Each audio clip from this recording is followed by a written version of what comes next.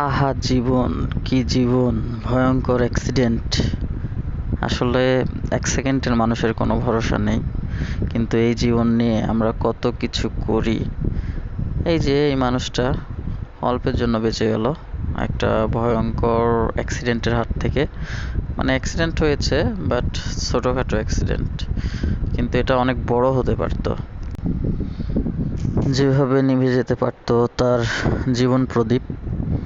তো আমরা অনেকেই কেয়ারফুলি চলবো, যেন অবশ্যই আমাদের জীবনটা সুরক্ষিত থাকে এবং আমার দ্বারা অন্য কারো কোনো ক্ষতি না হয়, সেইভাবে চলবো। তো আমরা এই অ্যাক্সিডেন্টটা হয়েছে আসলে ইন্ডিকেটর দেওয়া নিয়ে। কেননা